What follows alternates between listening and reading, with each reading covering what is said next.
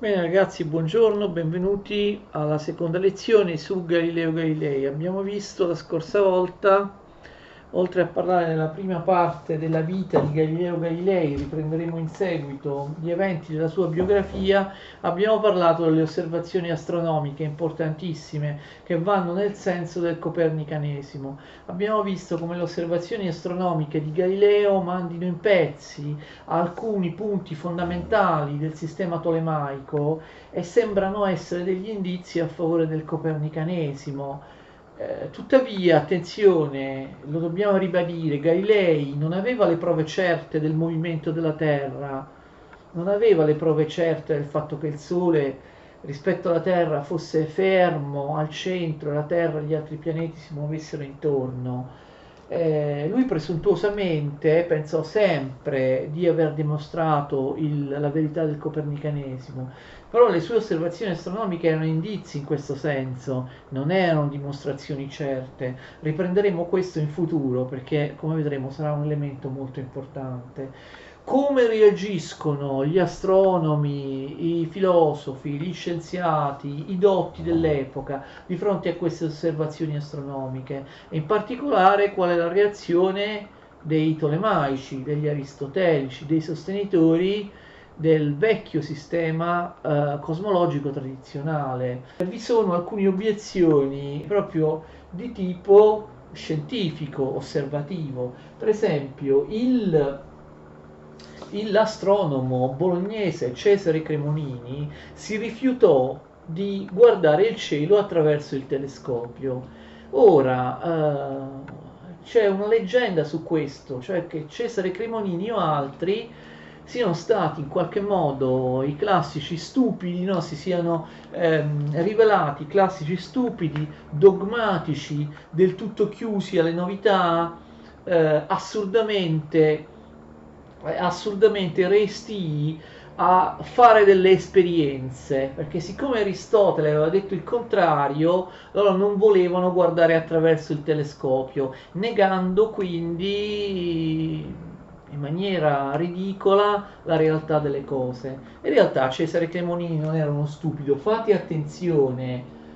Lui diceva non voglio guardare il cielo attraverso il telescopio per non imbalordirmi la testa, usa proprio questa espressione, imbalordirsi la testa. Che cosa vuole dire? Qui c'è una critica seria, che almeno era seria, aveva un senso a quell'epoca in base alla fisica aristotelica, perché Cesare Cremonini non è che non volesse guardare attraverso il telescopio, perché si rifiutava in maniera infantile di guardare la realtà. La critica è più profonda, cioè si tratta di una critica epistemologica. Cesare Cremonini o altri negavano la validità epistemologica, negavano la validità tecnica dello strumento, del telescopio. Secondo Cesare Cremonini, il telescopio non era affidabile, il cannocchiale, cioè rifiutava di pensare che il cannocchiale ampliasse, migliorasse le percezioni sensibili. Dal suo punto di vista, invece, le alterava, le falsificava. Cesare Cremonini e altri dicevano non ci si può fidare di quello che si vede, di quello che si percepisce attraverso le lenti del telescopio. Galileo vede che ci sono delle montagne, degli avvallamenti della Luna, delle macchie sul Sole, anche io vedo la stessa cosa, ma mi rifiuto di considerarla vera perché non so se è vera, cioè attraverso lo strumento, attraverso le lenti del telescopio, io potrei, capite, vedere qualcosa, potrei avere un'impressione sensibile che è diversa dalla realtà, cioè le lenti del telescopio potrebbero alterare la mia percezione sensibile facendomi vedere qualcosa che in realtà non esiste. L'obiezione aveva un senso all'epoca perché il rifiuto dello strumento, l'idea di Aristotele, di tutti gli aristotelici, ma in fondo anche dei naturalisti rinascimentali, no? Come Giordano Bruno, Telesio, era che avere esperienza di qualcosa significasse avere esperienza diretta di qualcosa, avere esperienza immediata di qualcosa, cioè percepire un oggetto esterno in maniera diretta, immediata, soltanto attraverso i sensi come sono conformati. Ma l'idea di esperienza da un punto di vista aristotelico, ma ripeto anche per un Giordano Bruno, per un Telesio, non prevedeva l'interposizione di una lente, capite, tra i miei occhi e l'oggetto esterno, perché in questo caso l'esperienza poteva non essere veritiera. Aristotele e gli altri, tutti gli scolastici, eccetera, sulla scorta di Aristotele, pensavano che i sensi ci fossero stati dati dalla natura o da Dio, che i sensi ci fossero stati dati conformati in maniera adeguata a percepire gli oggetti esterni, senza bisogno di strumenti. D'accordo? Quindi l'unica esperienza credibile era quella che veniva colta, per esempio nel caso della percezione visiva, direttamente con gli occhi puntati verso un oggetto, senza vedere quell'oggetto attraverso uno strumento. Quindi, dal punto di vista aristotelico, vedere un oggetto attraverso le lenti del cannocchiale poteva alterare, poteva falsificare la percezione dell'oggetto. Cremonini diceva: attraverso queste lenti io come faccio a sapere che quello che vedo è vero, non è soltanto una cosa totalmente distorta che non esiste, capite? Quindi questa obiezione comunque era seria. Molti sostenevano che i cannocchiali erano adatti ad ampliare, a migliorare le percezioni sul mondo terrestre, nell'ambito degli oggetti terrestri, ma puntati verso il cielo, puntati verso gli astri, le immagini del cannocchiale, le percezioni sensibili del cannocchiale non erano affidabili. Un altro tipo di obiezione viene fatta da un personaggio come Padre Clavio, un gesuita. Questa è un'obiezione veramente singolare. Lui dice: Galileo Galilei e lo stesso Padre Clavio, tutti quelli che guardano attraverso il cannocchiale, vedono la superficie della Luna è così.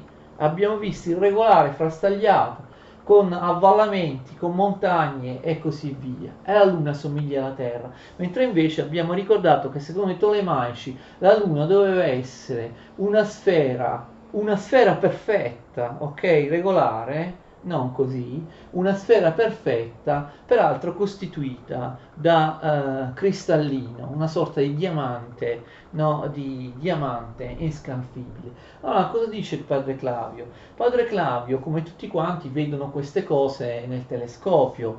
Immediatamente in Europa tutti vogliono guardare il cielo attraverso il cannocchiale, si moltiplicano i cannocchiali. Lo stesso Galilei spedì numerosi esemplari del cannocchiale realizzato da lui a personaggi importanti in Europa, sovrani, aristocratici e così via.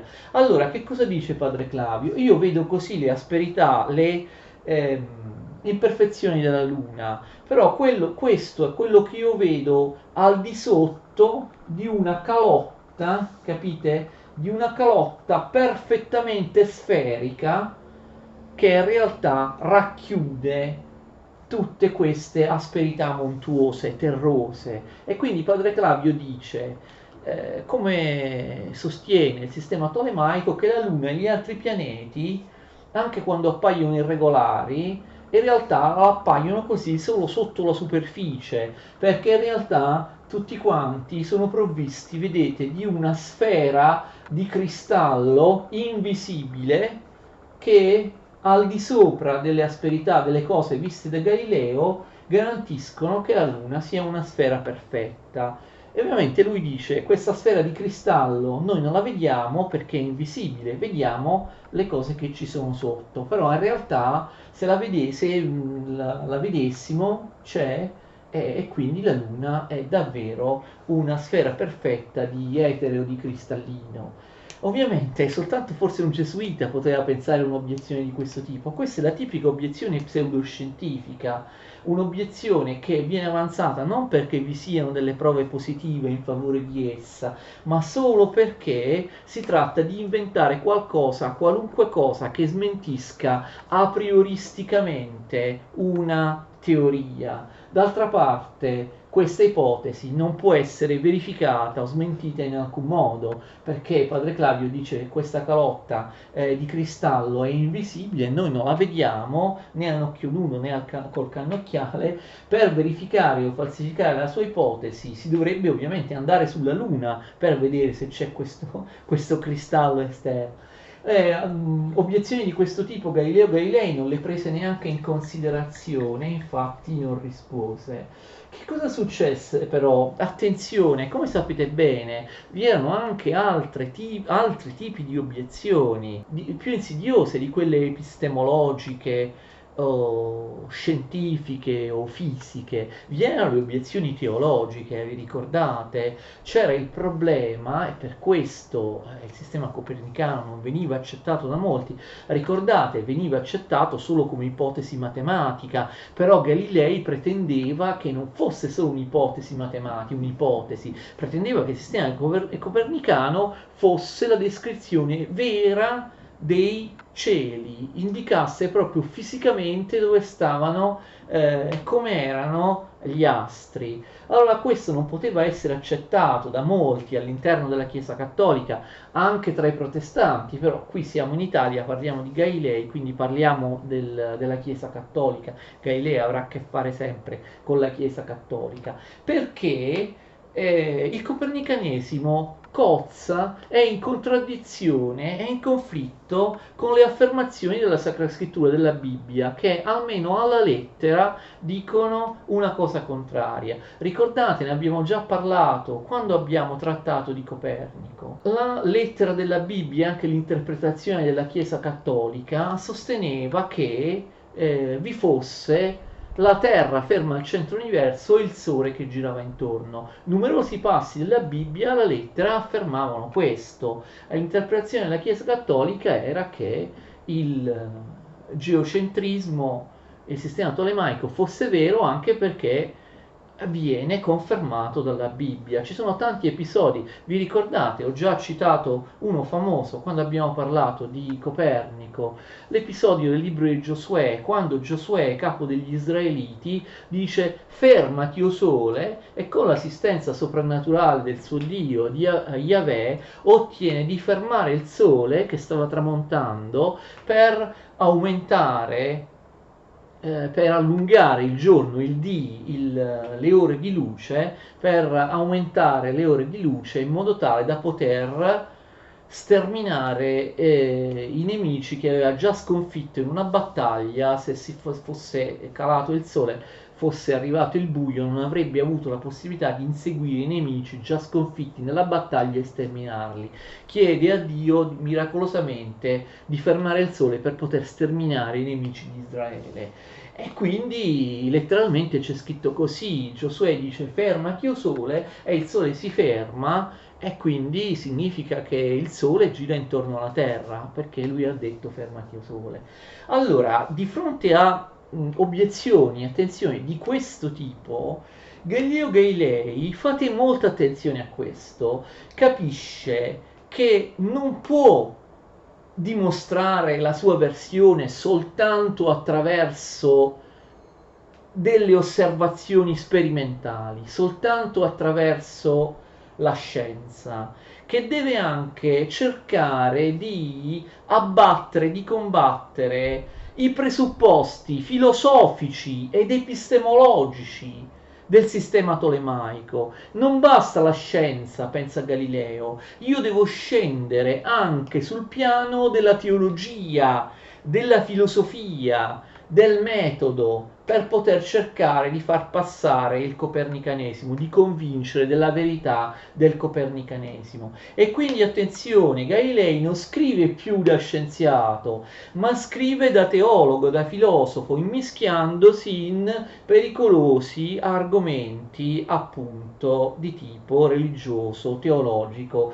e filosofico. Vedremo quali saranno le conseguenze, perché alla Chiesa non piacerà. E quindi il nostro scienziato diventa filosofo e teologo, cerca di dare delle giustificazioni al copernicanesimo non solo in base a quello che lui ha visto attraverso il telescopio, ma in base ad argomentazioni appunto che non riguardano la scienza, bensì la filosofia e la teologia.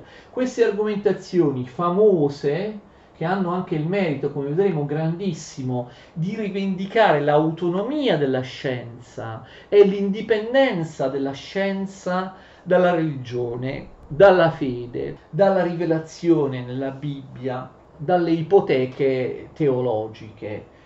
Lui scrive queste cose in alcune lettere private che poi verranno diffuse, rese pubbliche, che prendono convenzionalmente il nome di lettere copernicane, che vanno dal 1613 al 1616. Alcune di queste lettere, le più importanti, vengono scritte a Benedetto Castelli, padre Benedetto Castelli, che in realtà è un amico e collaboratore di Galileo, e alla Granduchessa Madre di Toscana. Granduchessa significa che era la madre del Granduca di Toscana. Si chiamava Cristina e infatti Galileo la appella Madama Cristina. Madama Cristina, Granduchessa, madre di Toscana, che gli chiede spiegazioni su come possa essere conciliabile il sistema copernicano con quello che dice la Bibbia, e Galileo risponde con una lunga lettera con delle argomentazioni importantissime. Allora, Galileo sostiene che la Bibbia non deve essere presa alla lettera, d'accordo? Deve essere interpretata. La scrittura deve essere interpretata, ok? E quindi si può conciliare la scienza, le osservazioni scientifiche con la scrittura, con il testo della scrittura, cambiando l'interpretazione della scrittura. Ogni qualvolta, attenzione, la scrittura viene interpretata in un modo che è difforme dalle scoperte scientifiche, la risoluzione del problema consiste nel cambiare l'interpretazione della scrittura, perché la scrittura non deve essere presa alla lettera. D'altra parte, Galileo si situa all'interno di una tradizione cattolica che sembra a lui favorevole. Agostino, Tommaso, tutti quanti hanno sempre detto che la scrittura appunto non debba essere presa alla lettera, debba essere interpretata con il metodo figurale, con il metodo allegorico. Già i primi padri della Chiesa dicevano così, come per esempio Clemente Alessandrino o Origene, se avete visto le mie lezioni sulla patristica e sul tardo antico, ma poi l'ultimo e più importante padre della Chiesa, Agostino, che aveva preso tra l'altro questa teoria anche dal suo maestro Ambrogio, insistette su questo con la sua grande autorità. La scrittura deve essere interpretata in maniera allegorica, in maniera metaforica. A volte la lettera, il testo della scrittura significa qualcosa che può essere anche molto diverso, che può rappresentare anche il contrario rispetto a ciò che c'è scritto letteralmente, d'accordo? La scrittura va interpretata, quindi Galileo non sta dicendo una cosa diversa da quello che la Chiesa Cattolica ha sempre sostenuto, e anzi ha da poco ribadito nel Concilio di Trento con la Controriforma, proprio in polemica con i protestanti che invece, come sapete, sostenevano che la scrittura non dovesse essere interpretata più di tanto, ma dovesse essere presa alla lettera. E la Chiesa Cattolica aveva ribadito nel Concilio di Trento, qualche decennio prima, che invece la scrittura dovesse essere interpretata. E quindi quando c'è un conflitto tra un passo della scrittura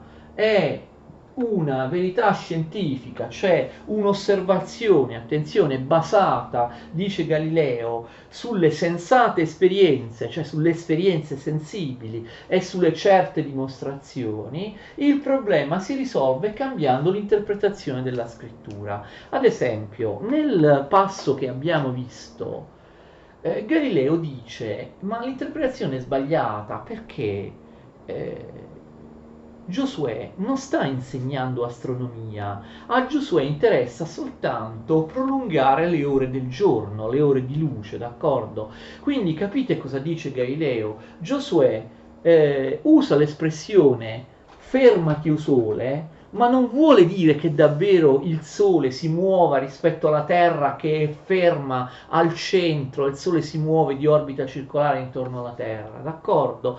L'espressione fermati o Sole è un'espressione che va interpretata, d'accordo?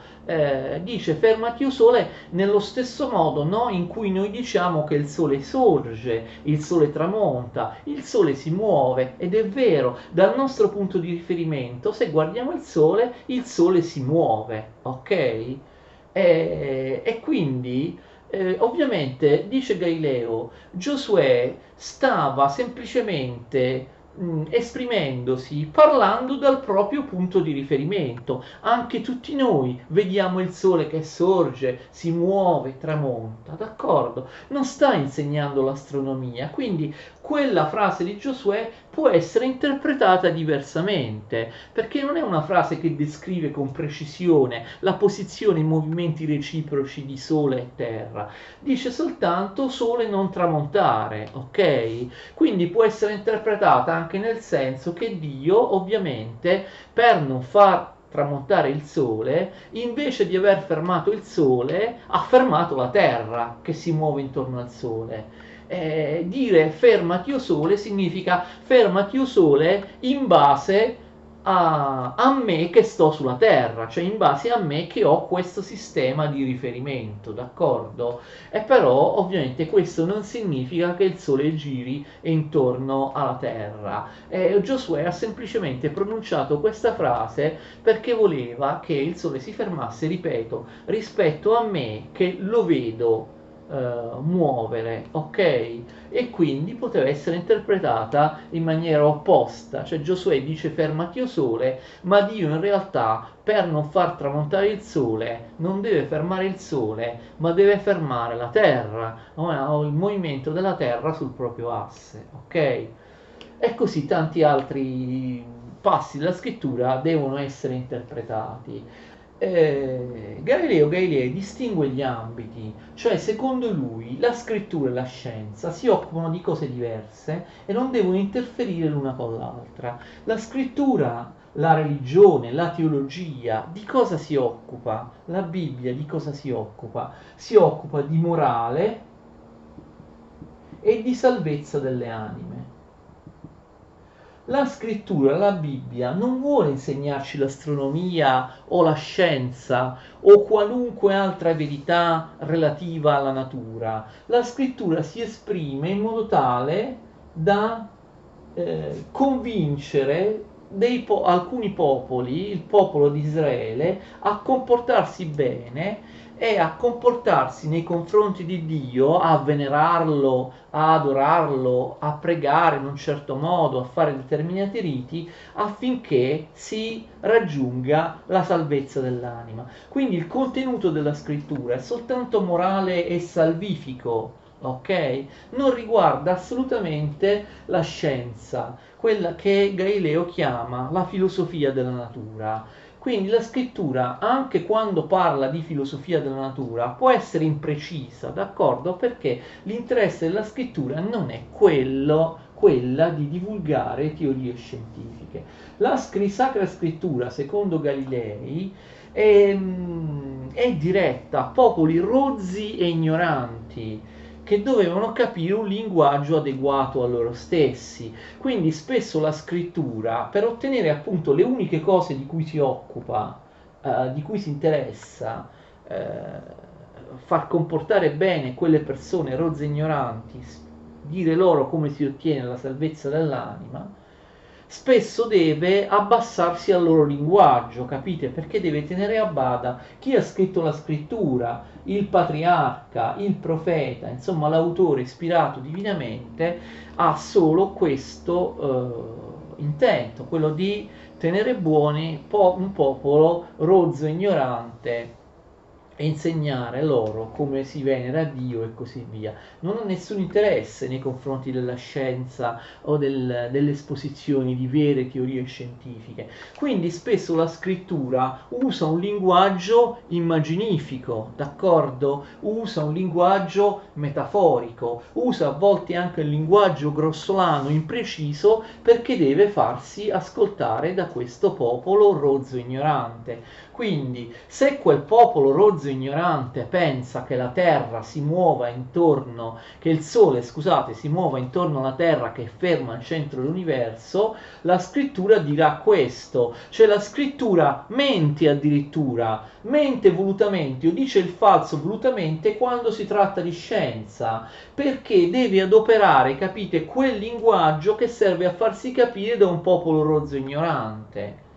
E quindi, se il popolo rozzo ignorante pensa che la Terra sia piatta o cose del genere, spesso perché c'è un altro esempio, giustamente Galileo dice, ma se voi credete che la Terra non si muova, perché la scrittura dice che la Terra non si muove, dovreste credere anche che la Terra è piatta, perché la scrittura dice che la Terra è piatta, però voi non ci credete. La scrittura dice che la Terra è piatta, quindi dicendo il falso rispetto alle verità scientifiche, perché alla scrittura non interessa affatto insegnare le verità scientifiche, deve farsi ascoltare da quei popoli rozzi e ignoranti. Se non dicesse loro che la terra è piatta, questi non capirebbero, non ascolterebbero, d'accordo? Non capirebbero proprio, si ribellerebbero, d'accordo? Quindi c'è una divisione dei compiti, la scrittura si occupa di morale e di salvezza e ovviamente la scienza si occupa invece della natura,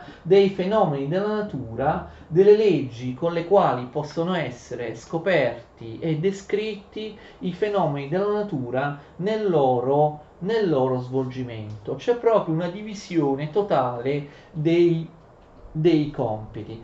Galileo esprime questo con una frase molto significativa. La scrittura ci dice come si va in cielo, la scienza ci dice, la filosofia della natura ci dice come va il cielo, capite? Si tratta di ambiti diversi. La scrittura ci dice come si va in cielo, come ci si salva l'anima, come si raggiunge il paradiso, come si guadagna l'immortalità dell'anima. La scrittura ci dice come si va in cielo, la scienza ci dice come va il cielo, no? Da un punto di vista scientifico naturale. Si tratta anche di due cieli diversi, quando si parla di cielo, in questo esempio, no? In questo ottimo esempio, si parla di cielo con due significati diversi.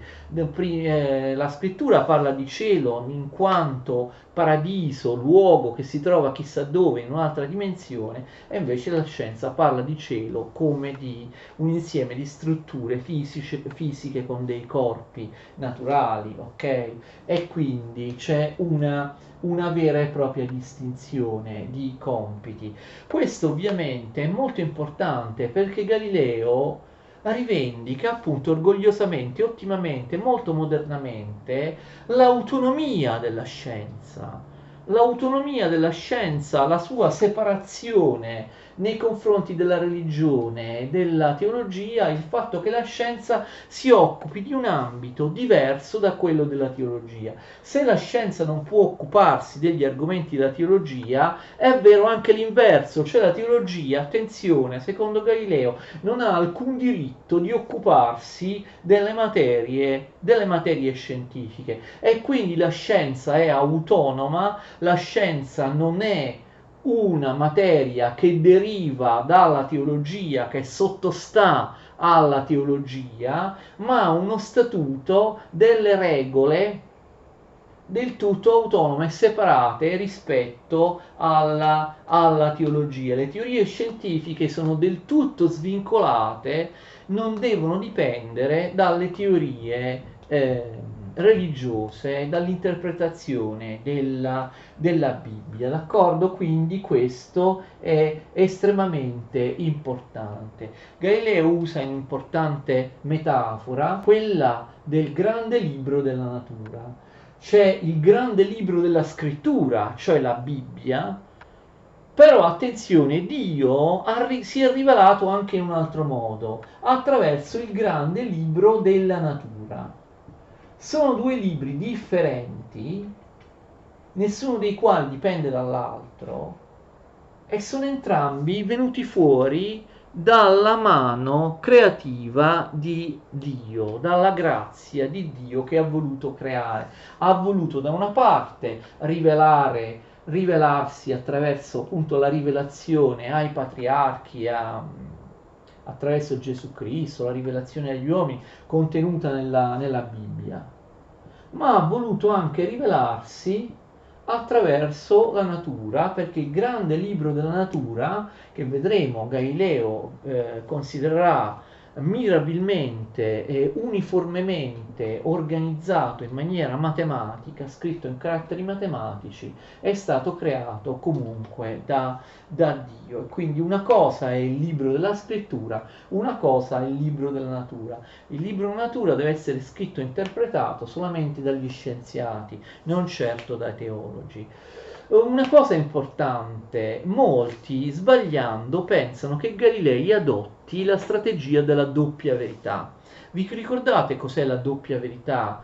Che viene anche detta averroismo. Vi ricordate? Io non voglio ripetere tutto ciò che ho detto in altre video lezioni, ma magari molti di voi non le hanno viste queste video lezioni. Il filosofo arabo-islamico Averroè nel Medioevo avrebbe detto che si può utilizzare il metodo della doppia verità. In realtà nulla del genere c'è nelle opere di Averroè. Si tratta di un falso. Tuttavia, siccome esisteva questa credenza, fu attribuito falsamente ad Averroè questa teoria che continuerà a chiamarsi averroismo. Questa teoria dal mondo arabo-islamico si diffonderà nell'Occidente medievale. Ricordate, abbiamo parlato, ricordate, guardate le mie lezioni sulla filosofia medievale, di Sigeri Brabanti a Parigi che insegnava l'averroismo, la doppia verità. Lo insegnò anche al poeta Cavalcanti, che per questo motivo, per essere averroista, fu messo all'inferno da Dante, che ovviamente era un cattolico assolutamente ostile ad Averroista. Molti hanno interpretato anche la famosa figura di Ulisse nell'inferno come un personaggio simbolo dell'averroismo. E poi l'averroismo, la doppia verità, è passata, ricordate, nell'umanesimo e nel Rinascimento, e faceva professione di averroismo. Ricordate Pietro Pomponazzi, il leader degli aristotelici padovani, ma abbiamo visto che la teoria della doppia verità viene utilizzata anche nei primi dialoghi di Giordano Bruno, i dialoghi appunto cosmologici, quelli in cui lui parla di astronomia. Ricordate cos'è la doppia verità? È l'idea che in realtà ci sia una vera verità, sia quella della fede, della rivelazione, quella è la verità. Però molti sostenevano noi possiamo anche ragionare soltanto dal punto di vista della filosofia, soltanto dal punto di vista della ragione, e siamo comunque autorizzati a dire che esiste anche una verità di ragione, quindi una doppia verità. Attenzione, sullo stesso argomento.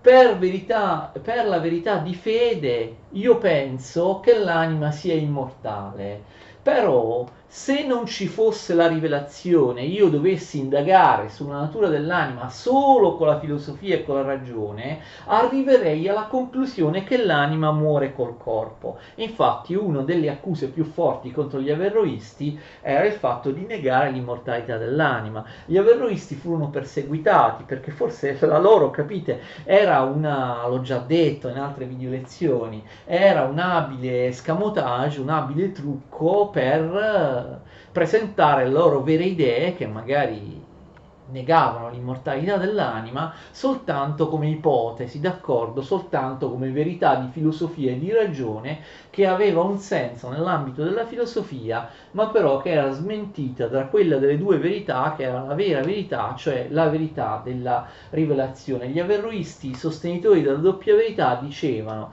noi soltanto con la rivelazione sappiamo che l'anima è immortale, però se dovessimo ragionare solo in base alle capacità umane non assistite dalla rivelazione, solo in base alla filosofia e alla ragione, arriveremmo alla conclusione che l'anima muore col corpo. Dante o altri non possono accettare questo. La scolastica negava questo. Ricordate, la scolastica diceva che la fede e la ragione portavano entrambe ad un'unica conclusione. La scolastica e Dante, discepolo di Tommaso d'Aquino, non può certo accettare che la filosofia, se adoperata correttamente, possa portare la filosofia, la ragione, ad una conclusione differente rispetto a quella della rivelazione. A quella è impossibile, no? E quindi vennero considerati eretici, a volte anche appunto perseguitati.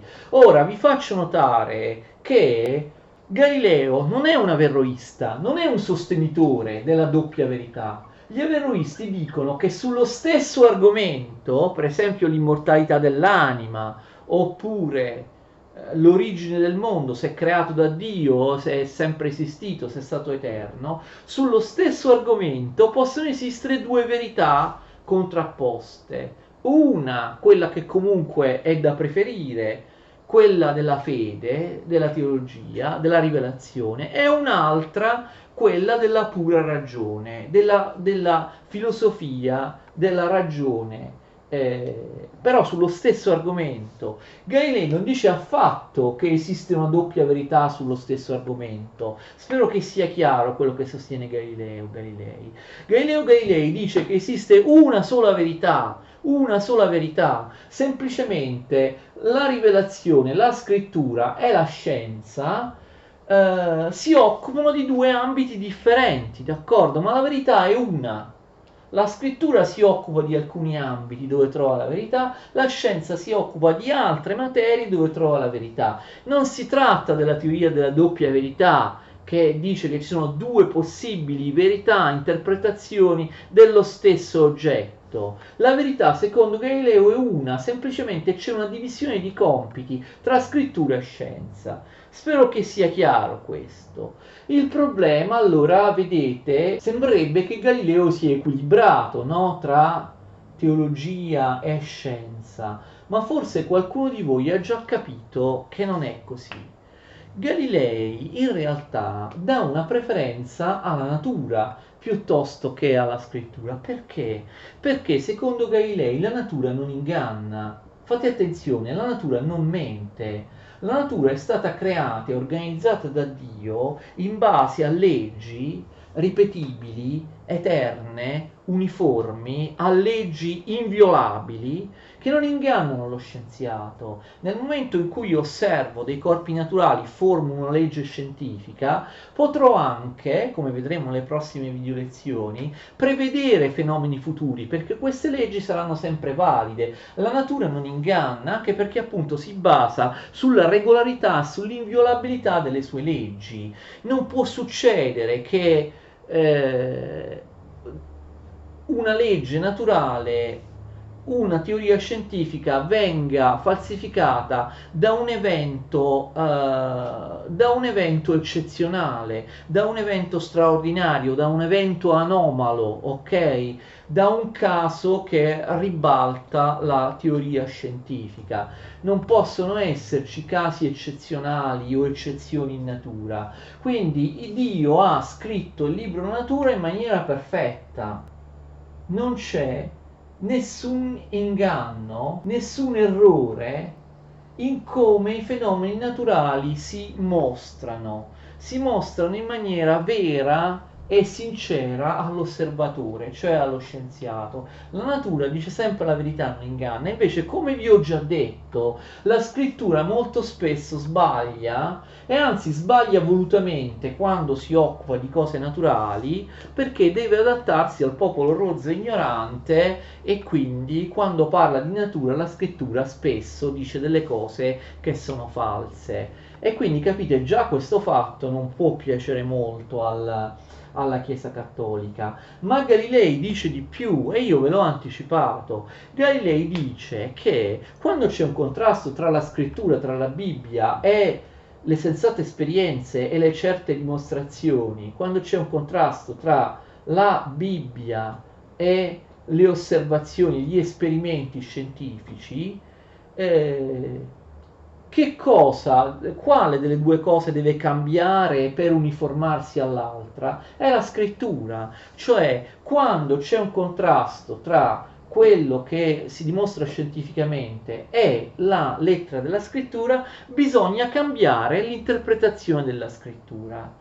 Quindi significa, attenzione, questo la Chiesa non lo può accettare, la Chiesa non è stupida, capisce benissimo le implicazioni di tutto questo. Questo significa praticamente che ogni volta che viene fatta una scoperta scientifica che è in contrasto con il senso, con l'interpretazione della scrittura, bisogna ammettere che l'interpretazione della scrittura fino ad allora era stata sbagliata e bisogna cambiarla. Cioè la Chiesa Cattolica dovrebbe ammettere che l'interpretazione della frase fermati o sole, comunque l'interpretazione di tutti quei passi che sembrano dire che la Terra è ferma e il Sole gira intorno alla Terra, sono interpretazioni sbagliate e bisogna cambiare l'interpretazione perché è stato scoperto appunto che dalla scienza che non è così. Quindi la scienza non sbaglia mai e non deve in qualche modo mai essere corretto dalla scrittura, e invece la scrittura deve essere continuamente corretta dalle scoperte scientifiche, comprendete? Spero di essermi spiegato. Ogni volta che la scienza scopre qualcosa che è in contrasto con la lettera della scrittura, bisogna cambiare l'interpretazione del passo della scrittura, e quindi l'interpretazione della scrittura verrebbe cambiata non dalla Chiesa Cattolica, ma dagli scienziati, cioè dipenderebbe da quello che dicono gli scienziati. Spero di essere stato chiaro. Galileo pensava di fare a breccia parlando appunto dell'interpretazione metaforica della scrittura che a volte contraddice il testo, la lettera, perché si inseriva in una tradizione in cui appunto la Chiesa Cattolica aveva sempre detto che la scrittura va interpretata. Il problema però è questo: chi deve interpretare la scrittura? È la Chiesa stessa. La Chiesa non può accettare che l'interpretazione della scrittura cambi perché Galileo la interpreta in maniera diversa. Cioè è chiaro che la Chiesa ha sempre detto che la scrittura deve essere interpretata, ma deve essere interpretata dalla Chiesa stessa. Cioè la Chiesa è l'unico interprete autorizzato della scrittura, è l'unica che può dare l'interpretazione corretta della scrittura e magari anche a volte cambiarla, ok? E invece, che cos'è questo Galileo Galilei? È uno scienziato, per quanto illustre, un laico, uno scienziato, uno che non è un teologo, non è un grande padre della Chiesa, non è un vescovo, non è un papa, si arroga il diritto di cambiare l'interpretazione della scrittura. Abbiamo visto che Galileo fa anche degli esempi precisi su come deve essere cambiata l'interpretazione della scrittura. Questo ovviamente la Chiesa non lo può accettare, no? Che Galileo dica lì deve cambiare l'interpretazione, lì deve cambiare l'interpretazione, e comunque ogni volta che la scienza scopre qualcosa in contrasto con la Bibbia bisogna affrettarsi a cambiare l'interpretazione della Bibbia.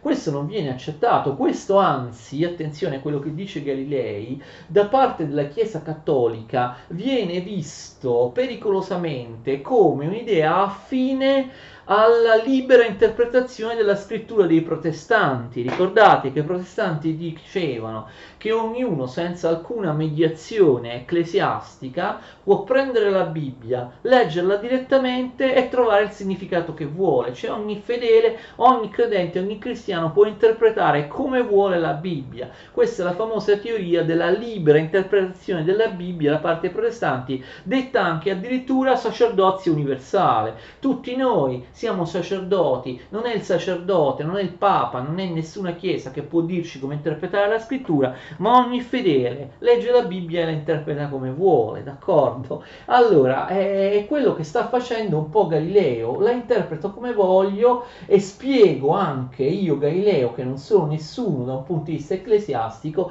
e spiego alla Chiesa come quando bisogna cambiare l'interpretazione della scrittura, come quando bisogna interpretarla, spiego alla Chiesa il metodo con cui interpretarla e spiego alla Chiesa qual è la funzione della Sacra Scrittura, della Bibbia, perché è stata scritta, con quale finalità, con quale linguaggio, eccetera.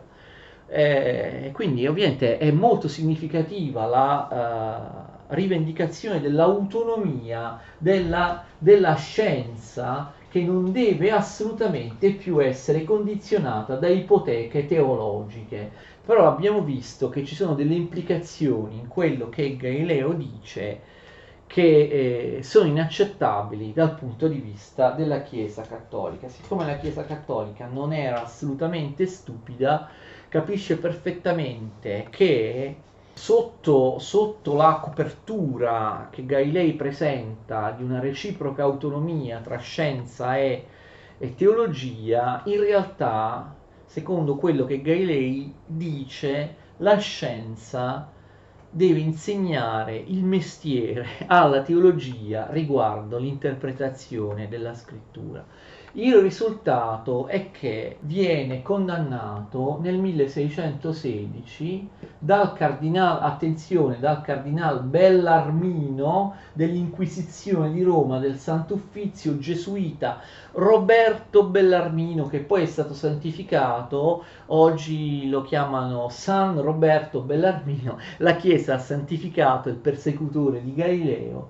Allora Bellarmino fa consegnare a Galilei un dispaccio dell'Inquisizione che vieta a Galilei di insegnare il copernicanesimo. Sembra che ci siano stati anche dei colloqui orali tra Bellarmino e Galilei. Galilei era un sincero cattolico e quindi sembra accettare, almeno per i primi anni, questa ingiunzione. Vedremo che poi ben presto la infrangerà, si sentirà libero dal rispettarla. Comunque la condanna di Galileo arriva, quindi Galileo, attenzione, molti non lo sanno, viene condannato dall'Inquisizione già una prima volta nel 1616, ben prima del famoso famigerato processo del 1633 che vedremo in un'altra lezione, d'accordo? La condanna distoglie Galilei dall'astronomia e lo spinge a interessarsi di fisica, delle leggi sul movimento e lo porta a elaborare, già in un'opera che si chiamerà Il Saggiatore, che vedremo, i famosi tre pilastri, i famosi tre principi della fisica moderna, per dare una fisica alternativa rispetto alla fisica aristotelica, costruire una fisica completamente diversa dalla fisica aristotelica che giustifichi il movimento della Terra, perché ricordate, lo diremo anche nella prossima lezione, secondo gli aristotelici, secondo la fisica aristotelica, la Terra non poteva muoversi perché avrebbe provocato, se fosse mossa, se si muovesse, provocherebbe delle conseguenze assurde che abbiamo già spiegato parlando delle obiezioni contro Copernico nella video lezione di Copernico, che magari ripeteremo però nella prossima video lezione. Quindi la condanna distoglie Galilei dall'astronomia, lo spinge, attenzione, ad applicare gli stessi principi del moto, del movimento che lui aveva teorizzato riguardo agli astri e ai cieli, di applicarli ai corpi del mondo terrestre, quindi alla fisica, ai gravi in caduta libera, oppure alle oscillazioni del pendolo e così via. E così Galileo arriva proprio alla formulazione dei tre principi fondamentali della fisica, alla formulazione del metodo scientifico importantissimo, ipotetico deduttivo, di cui parliamo appunto nella prossima video lezione, e all'elaborazione di altre idee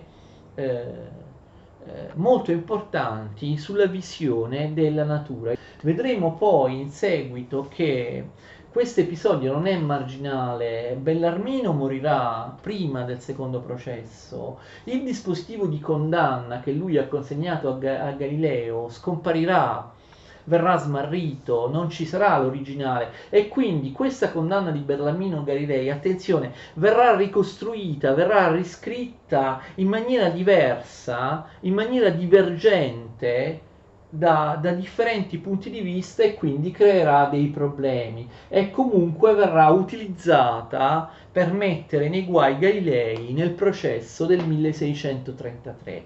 Comunque vedremo tutte queste cose che vi ho anticipato nelle prossime video lezioni. Continuate a guardare le mie lezioni sul grande scienziato italiano. Arrivederci, grazie.